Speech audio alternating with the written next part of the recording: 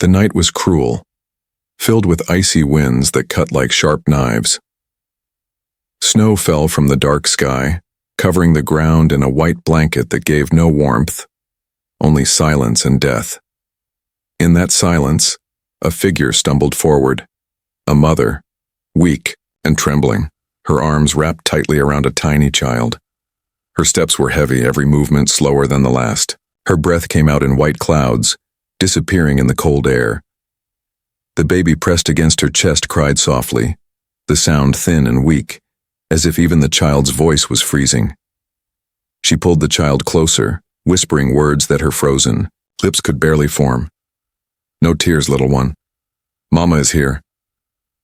But her words carried no strength. Her skin was pale, almost the same color as the snow, and her clothes were nothing more than torn rags. The fabric had holes, and the icy wind rushed through, stabbing her thin body. Each step was a battle. She looked around the endless white. No houses, no fire, no light. Her people had left her long ago.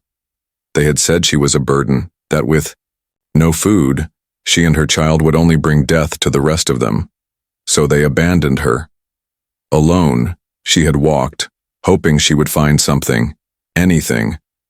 But hope was a cruel game. Now her legs shook, her vision blurred, and she knew. This was the end. The baby stirred, giving a faint cry, and the sound broke her heart. She pressed her forehead against the child's, whispering again, "I'm sorry. I tried." Her tears froze on her cheeks before they could even fall. Her body gave up at last. She sank to her knees, then to the ground, leaning against a broken wall half buried in snow. It was the only shelter she could find. She wrapped her child tightly in her arms, folding herself around the small body, trying to block the wind. The snow piled over them slowly, as if the world itself wanted to bury them. She closed her eyes. The last thing she felt was the tiny heartbeat against her chest, weak but still alive. The cold whispered promises of sleep, a deep, endless sleep. Her mind drifted, floating between darkness and light. She thought of warmer days, of when she had once laughed when she had food, when her people were not yet cruel. She thought of her child's smile, bright like a small sun in her broken world. But now, all of it was fading. Sleep, the cold seemed to say. Just sleep. And she wanted the pain to end, so she let her eyes close. But then, something, a crunch of boots on snow, heavy steps, slow, careful, but real. She wanted to believe it was only her imagination, some dream before death. Yet the sound came closer. The warmth of breath, not her own, touched her ear, and a shadow fell over her, a voice, deep, human, and shocked. "God." "No." Strong hands touched her, shaking the snow from her body. She wanted to resist, but her strength was gone. She barely opened her eyes, and through the blur, she saw a face. A man's face, rough from the cold, eyes wide with urgency. A human. He looked at her, then at the child, his jaw tightening. "Hold on," he whispered. She felt herself lifted, strong arms gathering both her and her child at once. She wanted to speak, to tell him to leave them, that they were already as good as dead. But no sound came. Her lips trembled, and only a faint breath escaped. The warmth of his chest pressed against her as he carried them. She could hear his heart, beating strong and steady, unlike her own fading one. The wind roared, the snow stung, but she was no longer lying in the cold. She was moving, carried, saved. Her eyes closed again, but this time it wasn't from surrender. It was from exhaustion. In the darkness of her mind, she asked herself one question. Is this real? The last thing she felt before sleep took her was heat, the heat of life. Not the cruel fire of fever, but the warmth of another being. She clutched her child tighter even as the world faded, and somewhere deep inside a fragile spark of hope lit again. The frozen night was not over, but something had changed. For the first time in days, maybe weeks, she wasn't completely alone. Thacker, Mother's eyes opened slowly, heavy as if weights were tied to them. At first she thought she was still in the snow, trapped in that frozen nightmare, but no, there was warmth around her. The biting cold was gone. A dull orange glow filled her vision, a fire. Real fire. She blinked again and realized she was lying on something soft, not the hard ground of ice. A blanket, rough but warm, covered her body. Her arms immediately moved to check, and yes, her child was still there, wrapped tightly, sleeping with faint breaths. Alive. Her chest rose and fell in shaky relief. She pulled the child closer and looked around. It was a small cabin made of wood and stone. The roof creaked with the sound of the storm still raging outside. But here, inside, the fire fought back the night. The walls were lined with shelves, of tools, a few jars, and old hunting gear. The air smelled of smoke and dry wood. Then she heard him.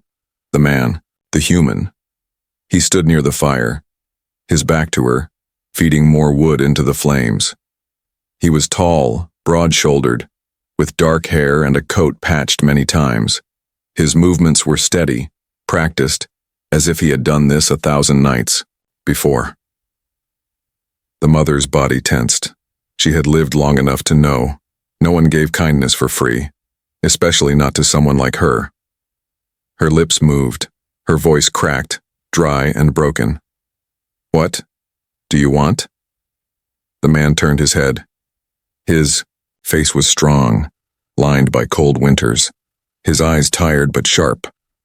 Yet when he looked at her, there was no anger, no greed, only concern. "I want you alive," he said simply. Her heart skipped. Alive? That word felt strange, almost insulting. Her own people had left her to die. Strangers had spit at her, calling her worthless. And yet this human who owed her nothing said he wanted her alive. She shook her head weakly, whispering, "Why? I have nothing."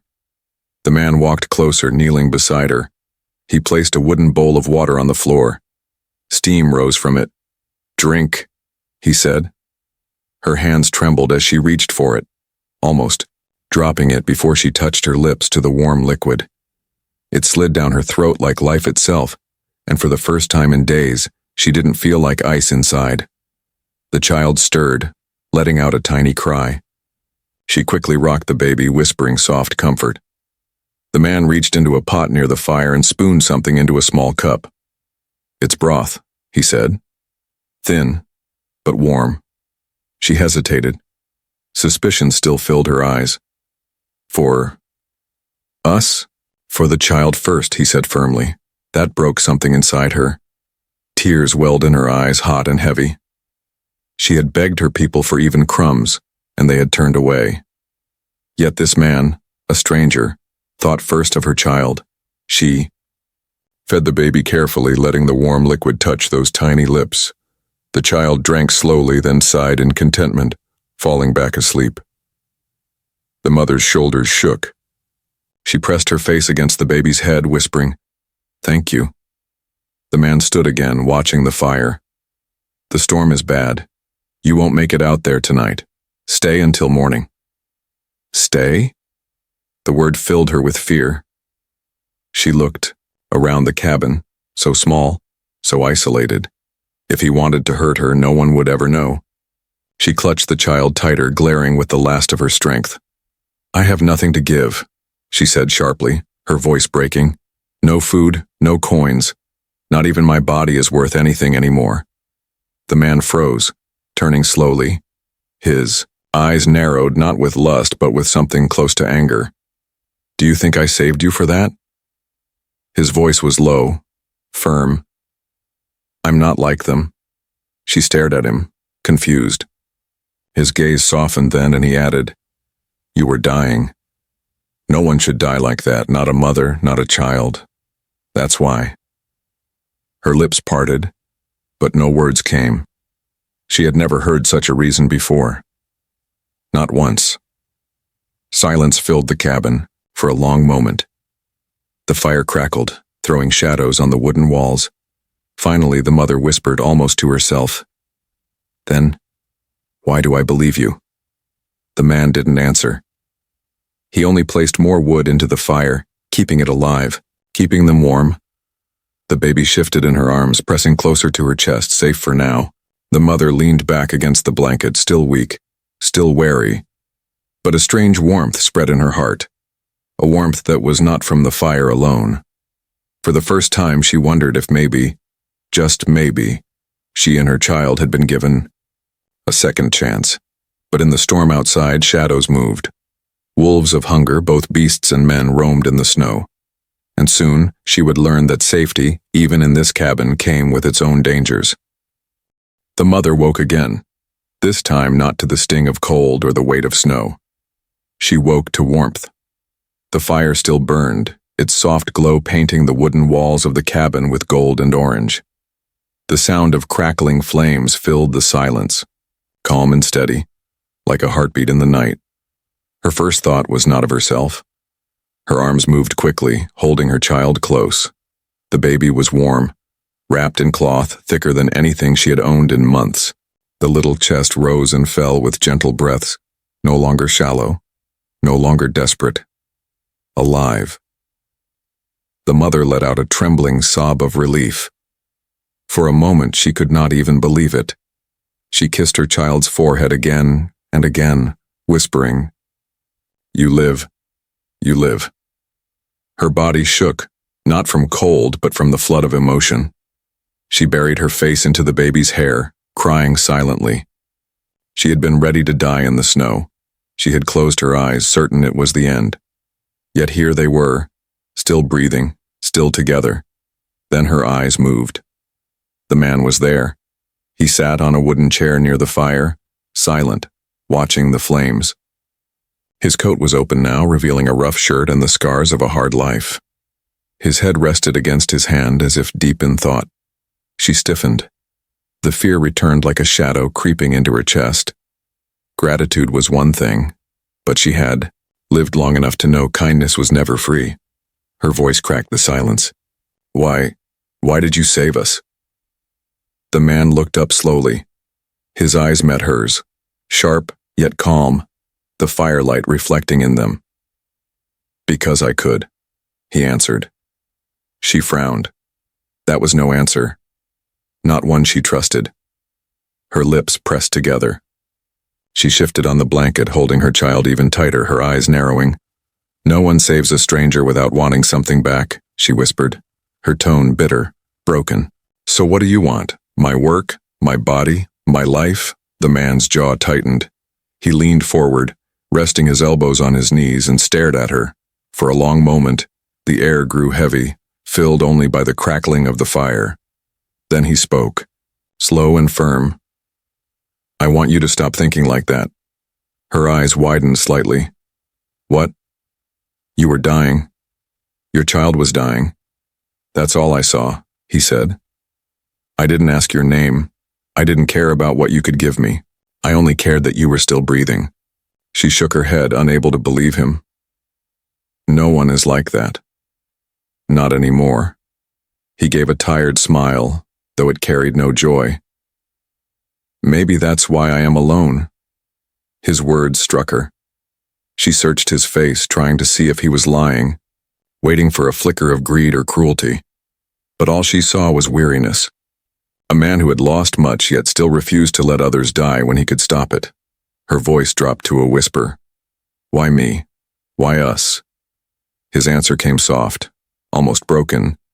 "Because once, I had a family, and I couldn't save them."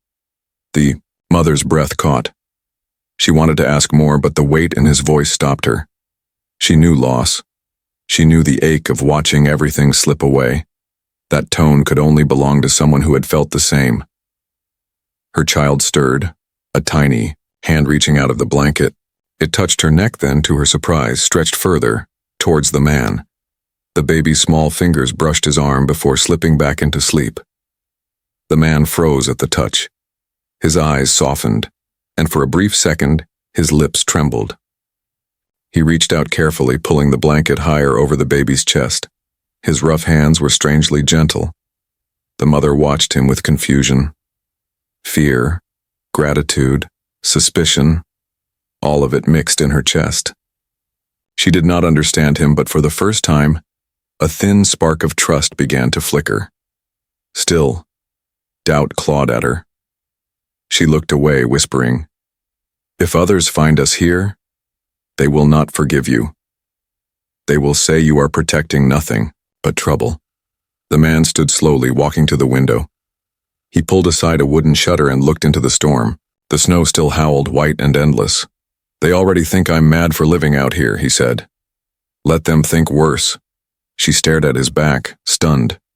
Who was this man, who chose to stand against the cruelty of the world, even for someone worthless in the eyes of all others? The fire popped loudly, scattering sparks into the air. The mother leaned down, pressing her lips to her child's hair. For the first time since being abandoned, her heart whispered a thought she hadn't dared before. Maybe we are not doomed. But even as warmth spread through the cabin, shadows still circled outside. The world beyond the walls would not stay quiet forever. And soon, both she and the man would have to face the cost of their choices. The fire burned low, sending faint shadows across the wooden cabin walls. The storm outside had not stopped. Its howling voice pressed against the roof like an angry beast. Inside, however, there was silence. Heavy, uneasy silence. The alien mother sat on the blanket, her child asleep in her arms. She had not stopped watching the man. Every move he made, from feeding the fire to sharpening a small knife on the table, was studied with cautious eyes. Gratitude and fear fought inside her chest. He had saved them from the snow, given them warmth, food, and shelter. But in her world, no kindness ever came free. She knew that truth too well. People always wanted something: food, labor, or worse. She was only waiting for him to speak the price. Her heart beat faster. She thought of the words her people once spat at her before abandoning her. A burden, worthless. The only thing you have left to give is your body. That thought stabbed her now. She tightened her arms around her child, whispering in her mind, "If that is what it takes, then so be it. For you, little one." The man finally looked at her. His eyes, steady and unreadable, made her breath catch. "You should rest," he said softly. "Your body is weak. The storm won't stop until morning." Her lips trembled. The words she had been holding inside burst out in a rush. "I cannot repay you." The man blinked, surprised. "Repay?" She lowered her eyes, ashamed. "I have no coins, no food, no strength to work. All I have—" She stopped, her throat dry. Then, forcing herself, she whispered, "Is myself." The man froze. The knife in his hand stilled. He stared at her, his jaw tightening, his breath heavy. She looked at him with broken eyes.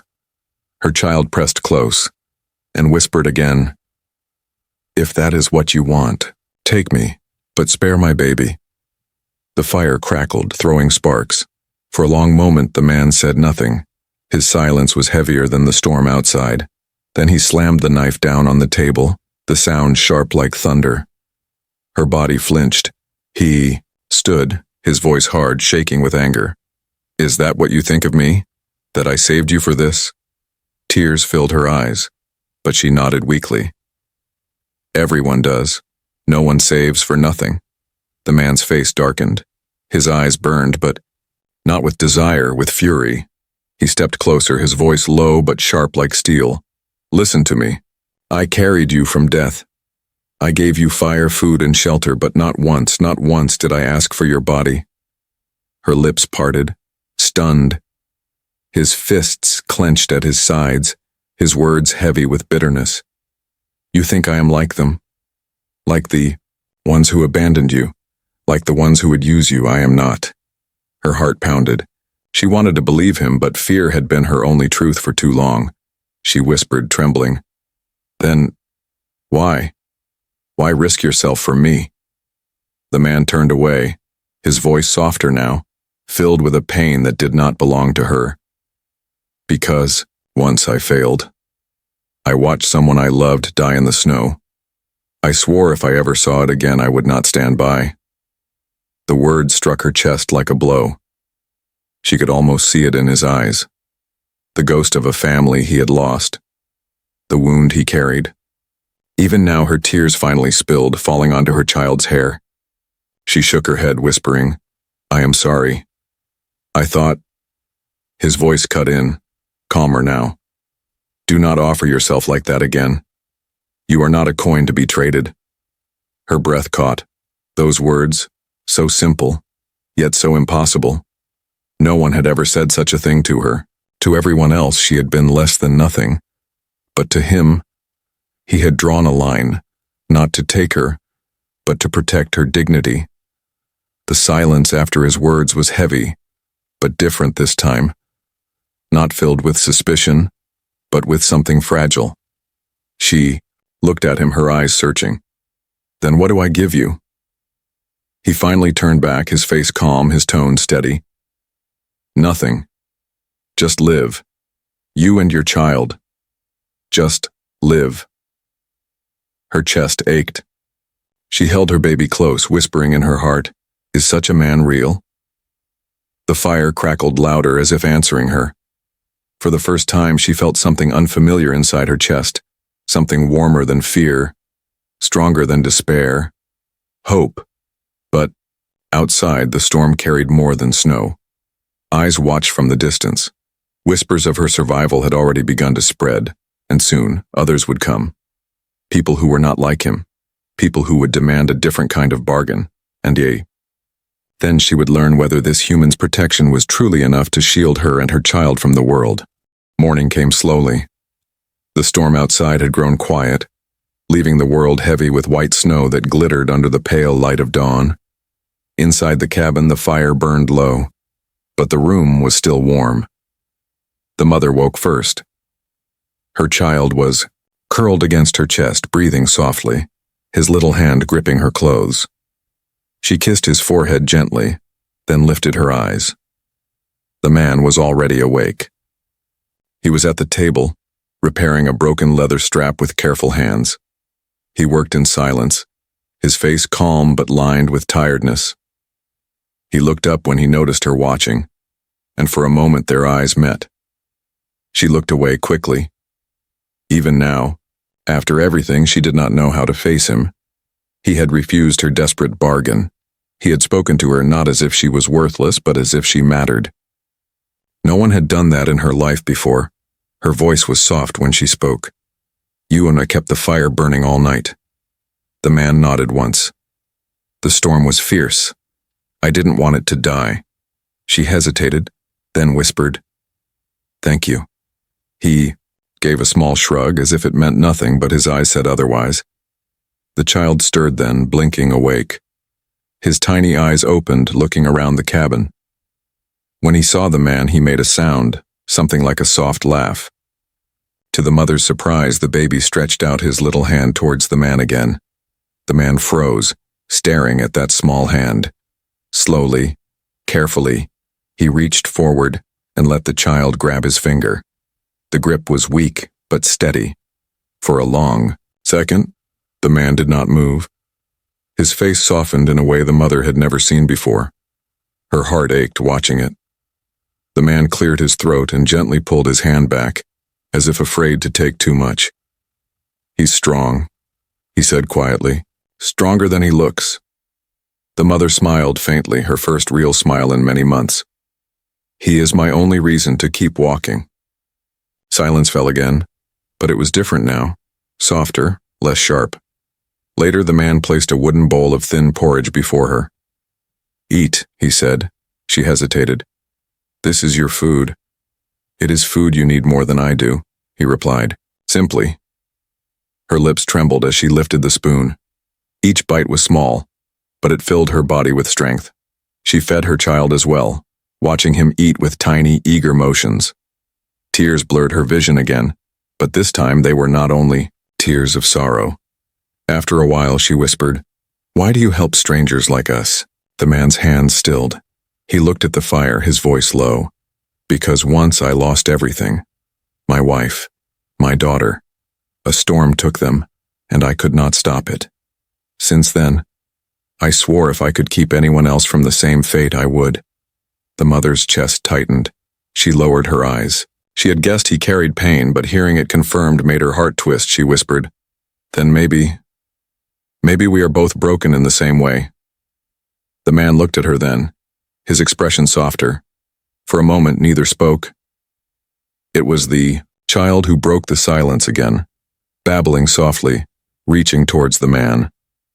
The baby laughed, a sound pure and bright, cutting through the heavy air of grief.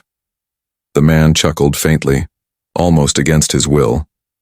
It was a sound the mother had not expected from him, rough yet warm. Her heart stirred again. She realized something.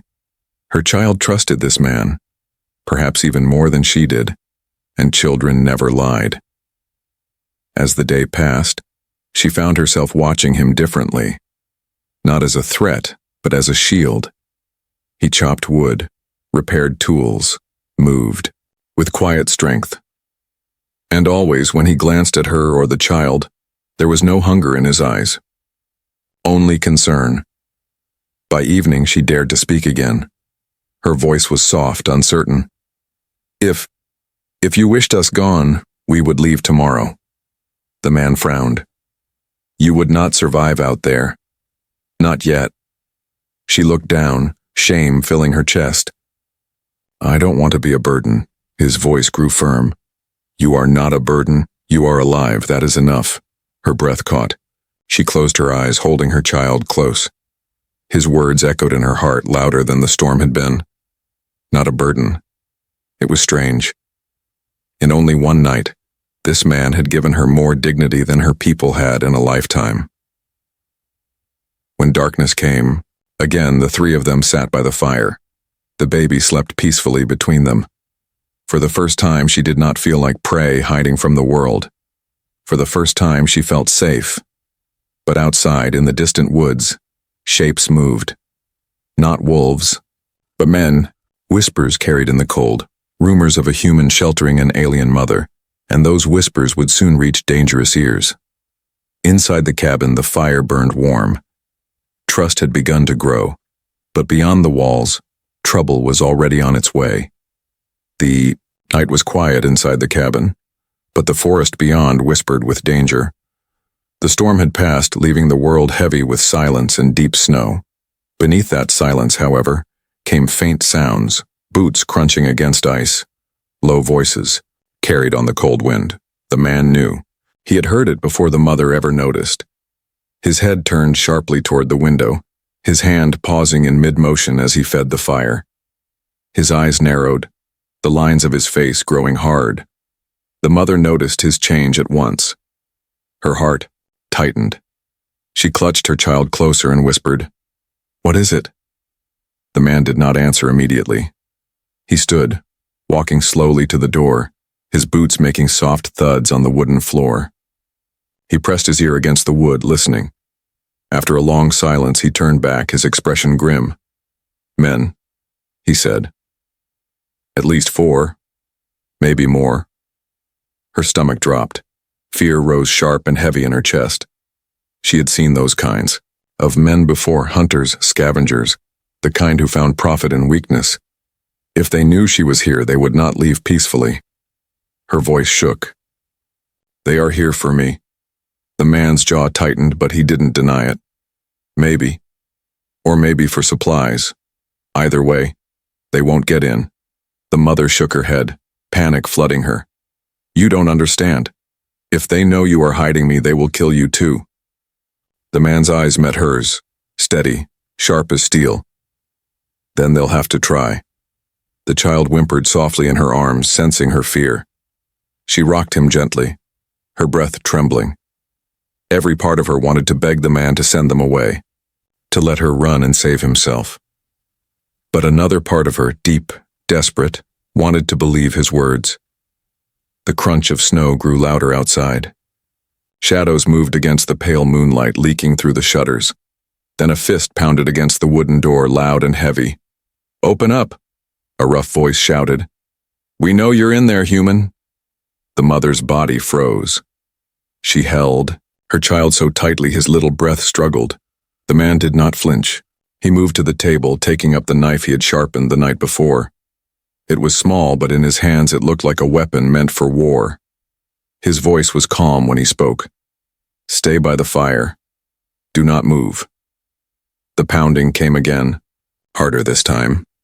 Another voice followed, mocking and cruel. "We heard you've taken in one of them. Hand her over and maybe we won't burn your cabin to ash." The mother felt her heart shatter. She whispered desperately, "Please.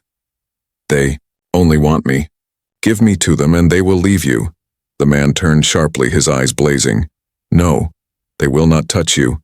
Not while I stand." Her breath caught. She had never seen such fire in a man's eyes before. Not for her, not for anyone like her. The door shook as the men outside rammed it with their shoulders. Wood cracked, dust falling from the frame. The baby cried loudly now, fear spilling into the small cabin.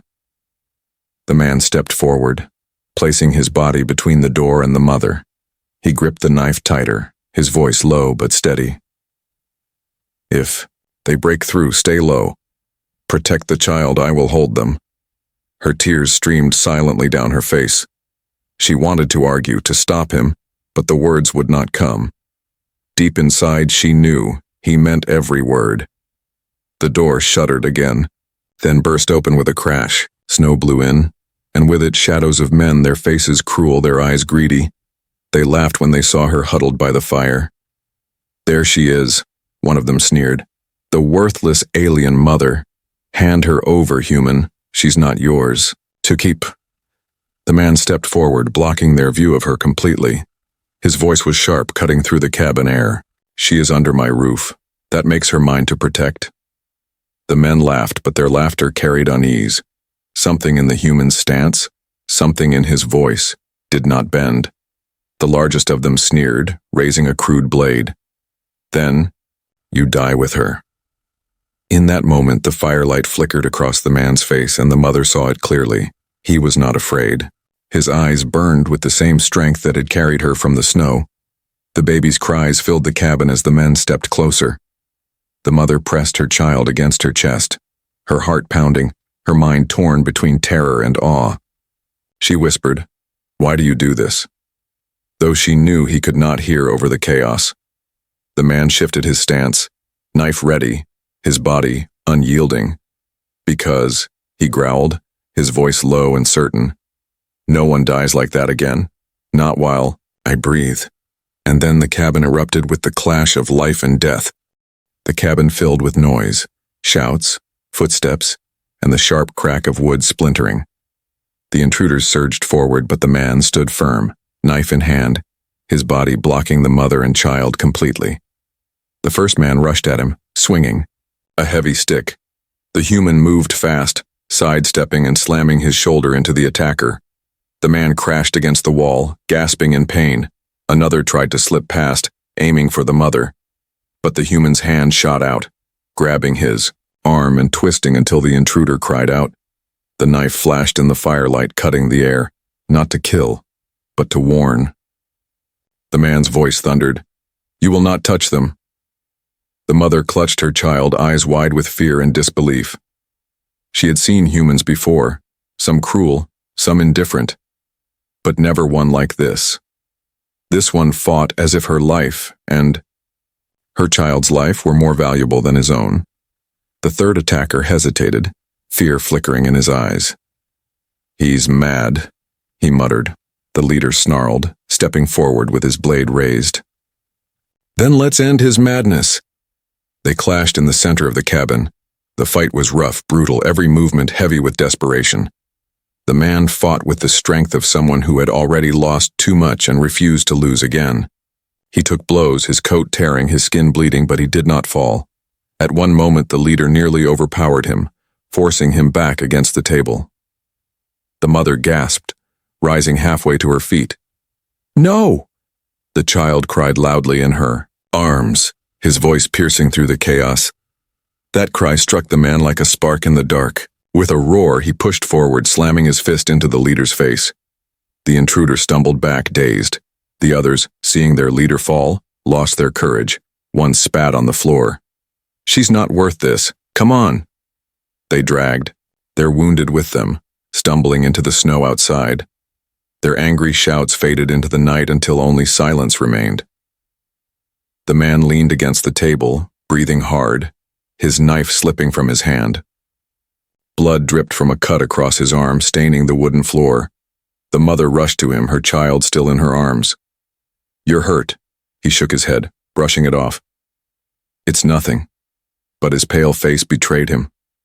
She tore a strip of cloth from her own ragged clothes and pressed it against the wound, her hands shaking. Tears filled her eyes as she whispered, "Why? Why risk your life for me? I am nothing." The man's eyes lifted to hers, steady despite the pain. "You are not nothing. You are a mother and your child is innocent. That is enough for me." Her heart broke open. No one had ever spoken to her like that. No one had ever seen her as more than a burden, more than a mouth to feed. She lowered her head, tears falling freely onto her child's hair. "You saved us," she whispered. "Both of us. I can never repay this." The man placed his rough hand gently on the child's head. "You already have." He laughed today. I hadn't heard laughter in years. For a moment silence filled the cabin again, but now it was warm, soft and alive. Outside, the first light of dawn touched the horizon. The snow glowed faintly under the new sun, the long night finally breaking. The mother looked at it through the small window, then back at the man. Her voice trembled but carried hope. "Does this mean we can stay?" The man gave a tired but real smile. "If you wish. This place is not much, but it's safe, and no one here will ever turn you away." Her breath caught. She pressed her child closer, whispering softly, "Did you hear that, little one? We are not alone anymore." The baby cooed, tiny fingers reaching out toward the man again. The human took that small hand gently in his own, and for the first time, 3 broken souls felt whole. The mother leaned against the firelight, her eyes closing in peace. She had walked through hunger, abandonment, and the edge of death. But now she was alive. Not because of luck, not because of mercy, but because one man had chosen to see her as human, not alien. As the first rays of sunlight poured into the cabin, she whispered almost to herself, "The cold wanted to bury us, but you gave us warmth." And for the first time in her life, she believed in tomorrow.